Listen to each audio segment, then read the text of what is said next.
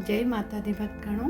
आज मैं आपके सामने दुर्गा सप्तशती का 13वां अध्याय पढ़ने जा रही हूँ। सुरत और वैश्य को देवी का वरदान। जो उदय काल के सूर्यमंडल की कांति धारण करने वाली हैं, जिनके 4 भुजाएं और 3 नेत्र हैं, तथा जो अपने हाथों में पाश, अंकुश, वर एवं अभय की मुद्रा धारण किए रहती हैं, उन शिवा देवी का मैं ध्यान करती हूँ। ऋषि कहते हैं, राजन, इस प्रकार मैंने तुमसे देवी के उत्तम महात्म्य का वर्णन किया है, जो इस जगत को धारण करती हैं। उन देवी का ऐसा ही प्रभाव है, वे ही विद्या उत्पन्न करती हैं। भगवान विष्णु की महामाया स्वरूपा उन भगवती के द्वारा तुम ये वैश्य तथा अन्य विवेकी जन मोहित होते हैं तथा आगे भी मोहित होते रहेंगे। महाराज, तुम उन्हीं परमेश्वरी की शरण में जाओ। आराधना करने पर वे ही मनुष्यों को भोग, स्वर्ग तथा मोक्ष प्रदान करती हैं। मार्कंडे जी कहते हैं, कौस्तुभ जी,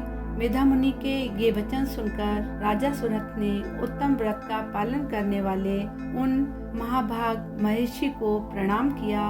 वे अत्यंत ममता और राज्य अपहरण से बहुत खिन्न हो चुके थे। महामुनि इसलिए विरक्त होकर वे राजा तथा वैश्य तत्काल तपस्या के लिए चले गए और वे जगदम्बा के दर्शन के लिए नदी के तट पर रहकर तपस्या करने लगे।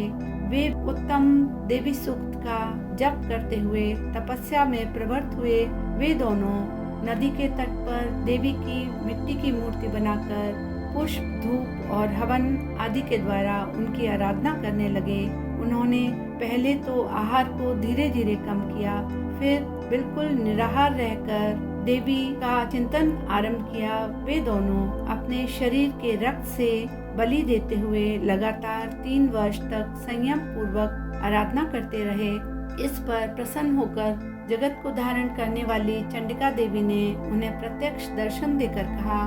देवी बोली, राजन, तुम तथा अपने कुल को आनंदित करने वाले वैश्य, तुम लोग जिस वस्तु की अभिलाषा रखते हो वह मुझसे मांगो, मैं संतुष्ट हूँ, वह मैं सब तुम्हें दूंगी। मार्कंडे जी कहते हैं, तब राजा ने दूसरे जन्म में नष्ट न होने वाला राज्य मांगा तथा इस जन्म में शत्रुओं को बलपूर्वक नष्ट करके पुनः अपना राज्य प्राप्त करने का वरदान मांगा। वैश्य का चित्त संसार से खिन्न हो चुका था और वे बड़े बुद्धिमान थे, अतः उस समय उन्होंने ममता और आसक्ति का नाश करने वाला ज्ञान मांगा। देवी बोली, राजन, तुम थोड़े ही दिनों में शत्रुओं को मारकर अपना राज्य प्राप्त कर लोगे। अब वहाँ तुम्हारा राज्य स्थिर रहेगा। फिर मृत्यु के पश्चात तुम भगवान विवस्वान के अंश से जन्म लेकर इस पृथ्वी पर सावर्णिक मनु के नाम से विख्यात होगे।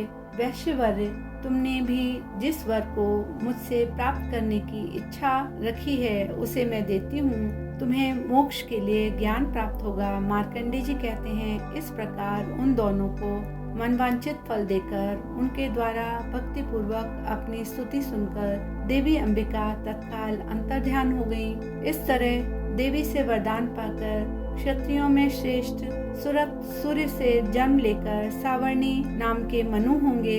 इस प्रकार श्री मार्कंडे पुराण में सर्वाणिक मनवंतर की कथा के अंतर्गत देवी महात्म्य में सुरत और वैश्य को वरदान नामक 13वां अध्याय पूरा हुआ। जय माता दी।